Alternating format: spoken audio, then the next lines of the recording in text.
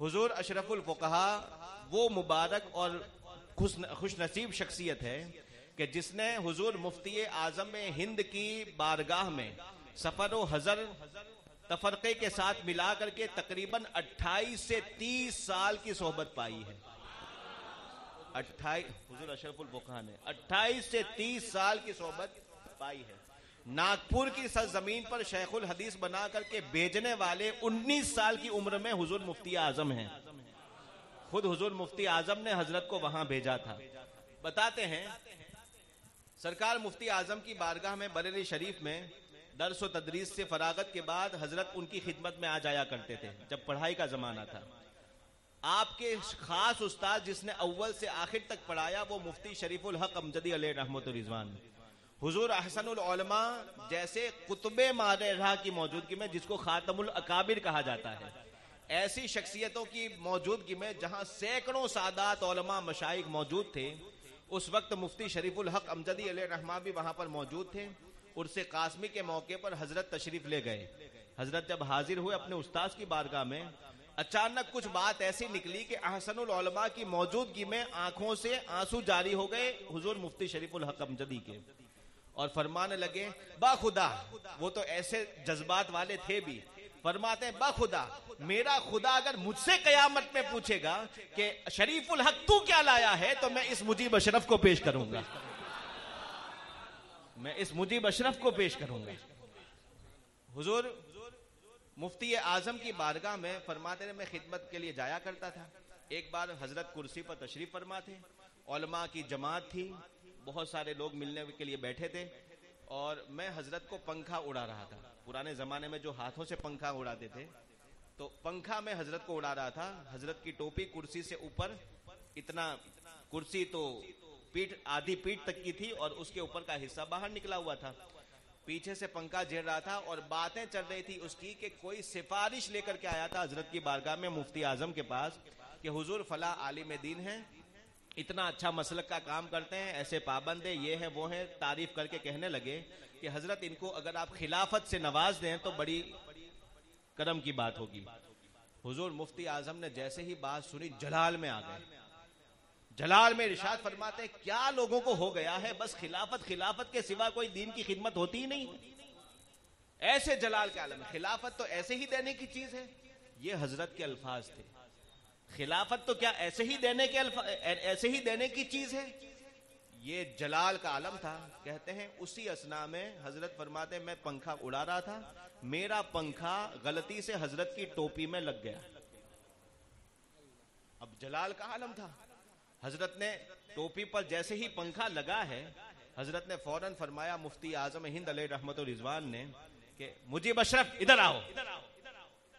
अब आप जानते हैं मुफ्ती आजम की शख्सियत क्या है, जो मां के पेट से वली पैदा हुए, जिसको कुतुबे वक्त हजरत अबुल हुसैन अहमद नूरी ने, जिसके बारे में आला हजरत इरशाद फरमाते हैं बरतर कयास से है मकामे अबुल हुसैन, बरतर कयास अकल से भी ऊंचा, बरतर कयास से है मकामे अबुल हुसैन। अगर पूछना है कितना ऊंचा है तो सिदरा से पूछो, सिदरा से पूछो, रिफाते बामे अबुल हुसैन। पूरा कसीदा हजरत अबुल हुसैन की मनकबत में आला हजरत ने लिखा है, और जगह जगह और जगह भी तस्करा किया। एक जगह फरमाते ए रजा ये अहमद नूरी का फैज़े नूर है, ये उन्हीं के बारे में, ए रजा ये अहमद नूरी का फैज़े नूर है। हो गई मेरी गजल बलकर कसीदा, तो ये अहमद नूरी, उनका नाम जो था अबुल हुसैन अहमद नूरी, और ये अबुल हुसैन अहमद नूरी यही मुफ्ती आजम के पीरो मुर्शिद हैं। हुजूर मुफ्ती आजम के खिलाफत देने वाले भी और पीरो मुर्शिद हैं। हुजूर अहमद नूरी ये कुतुबे मारेहरा कहे जाते हैं। और जब आप मुफ्ती आजम जब पैदा हुए, अभी 5-6 महीने की उम्र शरीफ थी, मुफ्ती आजम के पीरो मुर्शिद मारेहरा से कहते हैं मैं उसे देखने आऊंगा। बरेली शरीफ तशरीफ लाए, गोद में लिया, और 6 महीने के बच्चे में क्या देखा कि सारे सिलसिलों की खिलाफत और इजाजत भी उसी वक्त अता फरमा दी उस 6 महीने के बच्चे को। ये मुफ्ती आजम है। मुफ्ती आजम का रिकॉर्ड है कि आपने कभी किसी ऐसे इंसान को खिलाफत अता नहीं की कि जो बाद में चल करके मजहबे हक से हटे, बल्कि उनकी मुरीदी में यह करम है कि उनका मुरीद भी हमेशा मसलके हक पर महफूज रहा है। हुजूर मुफ्ती आजम की वो निगाहें थी कि हमेशा लोहे महफूज पर रहा करें। जो सुरमा लगाऊं आंखों में, वो कुछ ऐसे शेर है, लिखा हुआ लौह का अजब नहीं कि लिखा लौह का नजर आए, अजब नहीं कि लिखा लौह का नजर आए, जो नक्शे पा का लगाऊं गुबार आंखों में, तो उनकी आंखों में हुजूर का नक्शे पा का गुबार था और उनकी आंखें लोहे महफूज पर भी रहा करती थी।